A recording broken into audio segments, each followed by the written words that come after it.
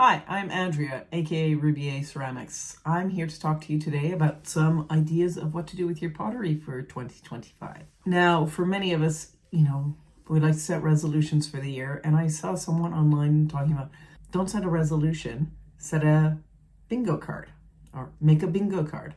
The idea behind that is rather than having one big goal that you're going to forget about in a couple of weeks, you have a lot of little minor goals, maybe some bigger ones as well, but it's filled with things that some of them are going to be easy to accomplish, and that way you will finish them and then stay motivated.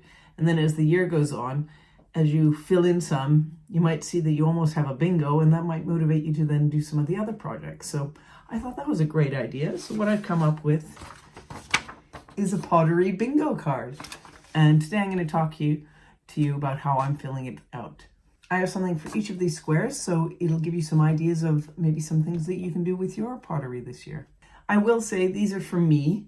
Not all of these are going to be appropriate for everybody. Some things might be better for you, but I'm sure it'll give you ideas of how to fill it out. I'll also say that I am a hobby potterist at the moment. I do not sell any pottery, so like one of the things on the card is to sell a piece of pottery this year. So like if you are a production pottery person, you're going to have to work a little bit harder on some of these things than I am. All right. So with that in mind, here we go. So the first thing going on my bingo card is to try a different clay. I generally use stoneware, and I know I'm going to fill this one out because I already have bought some porcelain paper clay and a different type of stoneware than to what I normally use to give it a try. So I know I'm going to be doing this one at least. I might try some earthenware later this year. We'll see. I don't like having too many clays around because, like, you can see behind me, that's a couch. Like, there's a TV over there. That's where the kids hang out. This little corner here is my studio. So too many clays, it gets too messy. There's too many things to store. So that'll be a slow goal. The next thing on my list is coil a pot. Now, I know this is one of those basic things that you learn in your first pottery class ever. And I know how to coil a pot, sure. But with my hand building, what I tend to do is slab work. And I'm comfortable doing that. And what I want to do is I want to push myself to do something interesting with coil work. Sure, I could coil a little, pot like that, but let's do something interesting. I see some people working with sculptural clay and making amazing things with coil. So I want to coil something interesting. Third on my list, I have, and this is going to be easy to do as well, is read a pottery book that I get from the library. The library has a lot more resources than I can afford. While I like buying pottery books, something about the pressure of having to give it back also makes me look at it a little harder. And it's a good way of getting ideas that I might not have otherwise had. Like maybe there's only 3 pages in it that I'm interested in a book, but that way by getting it from the library, that's fine. I can get it out, look at those 3 pages, study them, and get some ideas from that, and then give it back. One of the other things I want to do this year is attend a raku workshop. Raku to me is like still a little bit of a mystery. It's a bit magic how it happens. I don't exactly understand everything. Well, I don't understand anything about raku, so I want to do a workshop. So if you are in the UK and you know of any raku workshops happening this year, please make a comment on this so that I know about it and can find out and maybe sign up for it and maybe see you there. And so the fifth one, to make my first line of bingo possibly, that I mentioned it before in the introduction, is I would like to sell a pot. I don't want to become a production potter. I'm happy doing it as a hobby, but I wouldn't mind paying enough to pay for my clay and all that sort of thing, or the electricity for a firing. It's an expensive hobby, which we all know. And I know there's people who work with wild clay and fire in their back garden and stuff, but that's not what I do. And also, when you start making things, you start making more things than you can have around the house. Like my family's already asking me, what are we doing with all these mugs that you're making? Like, there's another drying on the shelf right there. Like, I need to sell some stuff just to make some room. I give a lot away, but it would be nice to know that my stuff was good enough to sell it as well. I think that's just sort of like a point of saying, yeah, okay, you're not bad at this. So starting the second line of my bingo card is to do the rice grain effect. Now, if you don't know this, I'll try and put an example up here. It's where you take a pot and then you cut little holes in it, maybe about the size of a rice grain. With the glaze that you put on it, transparent glaze, you fill that in so that little hole is filled with glaze, and then it gives a transparent effect when it's fired. So I thought that, like, sort of like a piece of glass, because glaze is glass at the end of the day. So I thought that would be a cool thing to try. I think that's going to be challenging. I think that might require quite a few experiments to try to get right. Like, I'm sure I can make one hole and fill it with glaze, but to make a pattern or something impressive and get them all filled with glaze might be the challenge. So I look forward to giving that a try. The next one is also maybe a bit of a challenge. After selling a pot, maybe go to a market stall, maybe try a one-off. There's plenty of local little farmers markets around here. I wonder how it'd go. I have a friend near where I live who also does pottery, does a different style to me generally. And I've been teasing her about that we should have a stall together. She might not be ready yet, but she might be ready soon. So we'll see what happens. If I don't cross that off this year, that's okay. It's just something to have as a goal, and as it's a bingo card, it doesn't need to be done, does it? So this line is actually kind of challenging maybe, because one of the other things I have down is make a lamp. I mean, I guess I could probably make a really crappy lamp or a lampshade. Maybe that'll make it easier. It works. Like, nothing really crazy. I'm not making like a standing lamp to go over my head, but just a little table lamp or ambient light lamp. That could be fun. I might want to try that. All right, back to something slightly easier that I do know how to do, but I would like to do more of, is slip decoration. So where you take the slip in the little squeezy tubes and you decorate your pieces of pottery. I've done some of that and I do like it, and I want to try it a little bit more. So this will be the motivation. This is supposed to be my motivation to then try that a bit more. Now the final square on this line of bingo for me is use all bucket glazes. Now what that means is, when I bought my kiln, I bought it secondhand from a lady who was retiring from pottery. And along with her kiln that she sold me, it also came with all her glazes. Most are, the little pots, the paint on, but she also gave me several buckets of glaze. And I've only reconstituted one and used it once. I'm a little bit scared of the buckets. I know it's not a big complicated thing, but for me, it's just one more thing that's just a little bit harder to do. So I think I'm going to try and get that done. This is just my motivation by having it on the list so I can tick it off. I think I have about maybe 3 different stoneware ones and a couple earthenware ones. I won't count the earthenware ones. As long as I use the stoneware ones, that'll be fine. The next 2 squares are related to each other. And the first one is wheel throw a pot. Now I have wheel thrown a pot. I have it sitting right here, in fact. It's this one. It's dirty inside because I was using it for clay water. And I like it.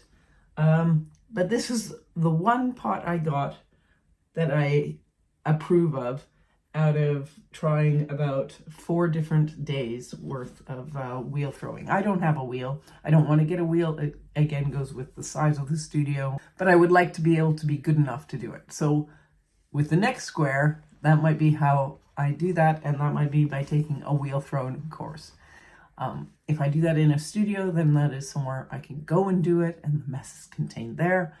I'll clean up the mess. I don't leave it for someone else, but nonetheless, it is not in my space here that I have to deal with every day. Those 2 are related to each other. Let's see if either of them get done. Middle of the square, fresh clay. That is your freebie. That is your bingo. Everybody wants fresh clay. That's your freebie. Next on the list is monoprinting. This is where you take underglaze, you paint it onto rice paper or newspaper or something like that, and then put it onto your piece of pottery, like an underglaze transfer.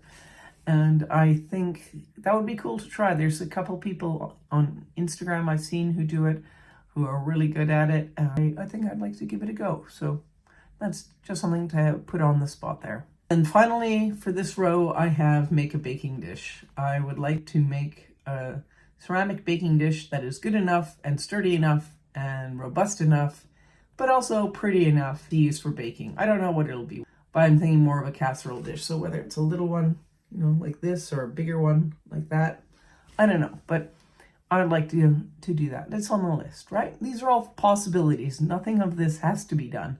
These are all ideas of what could be done. The next line starts off with on glaze or a luster firing.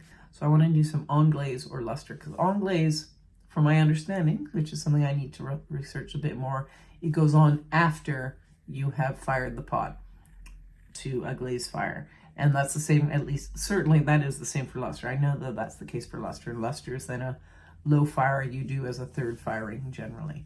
So I thought it might be fun to try and do a little bit more like that, you know, like get a kiln load or half a kiln load that uses that kind of thing. So we'll see. If I'm wrong about anglaise, I'm sure you'll tell me about it in the comments. Next is another challenging project, is make a teapot. I drink a lot of tea. I don't normally use teapots, but if I made my own teapot, I would definitely use it. I do have a teapot that I bought from the store, but it would be fun to have one that I have made myself, because I definitely know I reach for my homemade mugs to put the tea in. So if I had my own teapot that I made, I will probably use that quite a bit. The next thing is slip cast. My other friend who I mentioned before does a lot of slip casting. She said she'd show me how it's done. It's something that just feels like a slightly higher learning curve, so I haven't done it myself. So I would like to learn how to do it. I don't think I want to get into it full time, but I would like to know how to do it, if that makes sense. After that, I'd like to marble some clay. I think marbled clay would look kind of cool. That, or is it necromy? Let me look it up. Narikomi. That or narikomi, which would also be very interesting to try. And then finally, on this line, I have something that's a little bit easier to accomplish, is go to a pottery exhibition. Here in the UK, there are plenty around. Some aren't too far from me. Well, I mean, nowhere in the UK is far compared to Canada, where I grew up, but it's all relative, right? I think it'd be great to meet some other potters, see some pottery. I'm always a little bit fearful that this might cause a bit of imposter syndrome in me, or just plain old jealousy. But I don't think so. I think I feel fairly comfortable with my ceramics, not in the sense that I'm really good, but in the sense I love seeing other people who are better than me and seeing what they do, because there's so many, everyone has their own style. And finally, the last line, I would like to make a wall hanging. So whether that's a little structure on itself that hangs on the wall, I've seen a lot of sconces ideas, or whether it is a bigger installation of sort of mobile bits, I don't know. But I think that would be a cool project to work on this year. So I have it on the list. Maybe it's an idea for you. Next, I have frozen pond. I have done one frozen pond. I'm not really crazy about the results from it. In fact, I thought it was so ugly, I don't even know where the plate is right now. It's not, the technique is not ugly, but the colors I chose, I don't feel show the plate off or the effect off to the best effect. If you don't know what frozen pond technique is, it was developed by a potter called Kathy McGuire, and if you do a Google search of her name and frozen pond, you will see hundreds and hundreds of examples. That or in any of the pottery Facebook groups, you'll see plenty. And yeah, it's cool. It's a very cool looking effect. So I want to try a few more, try with the colors I have, because I don't have the exact colors that she used in her first example, and just see what comes out. For the next square, I have taller than 20 centimeters, and that's not a hard thing to make. I mean, what's 20 centimeters? Maybe that tall? Probably not even that tall, probably a little less. But it does have to be something complicated. Like, it can't just be something that's easy to do to 20 centimeters. I've made a slab built vase. There's that one up there that was a tester pot. Super easy to make, but that is not what I mean. I mean, it's got to be something slightly complicated to do. We'll see. I don't know what I'm even going to do with that, but it's a challenge, and I can then fill it out however I want. If I just make a simple pot to finish off a bingo, I'm okay with that too. The second and last thing I have is make jewelry. I would like to make some jewelry, so whether it's a little bits for a necklace or earrings. I don't have pierced ears, so I would probably make some clip-on earrings. And so they would have to be quite light and delicate, because obviously clip-on earrings can just slide off. But I think it would be fun to try. It's just a different style and size that I usually work for. So let's see how it goes. Maybe I'll make some beads and make it a bracelet. I don't know, but it's on there. And then finally, I have make a set. Now, whether that's a tea set, whether that's a set of jewelry, a bracelet, earrings, and a necklace, whatever, it could be, I don't know, what else comes in sets? Chairs. I mean, I'm not going to make chairs, am I? No. But it could be a set of dishes, whatever. I want to make a set. I have made a set, but I think keeping it open, general like that, enables me to make a set of whatever. And it might push me also then to make something that I wouldn't otherwise. That is it. that is my bingo card. Now, I've been filling it in as we went along, but I have also printed it out. That's everything that I said. And if you want a copy of that one filled out, or if you want a copy of this one in its blank form, I'm happy to send you a copy and you can fill it out.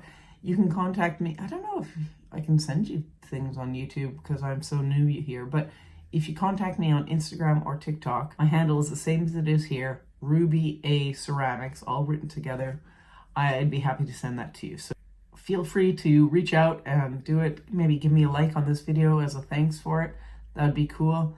And I look forward to seeing what you make. I look forward to seeing what I make. So let's see if I can, how many bingos, if any, I get this year. All right. Thanks for watching. Bye-bye.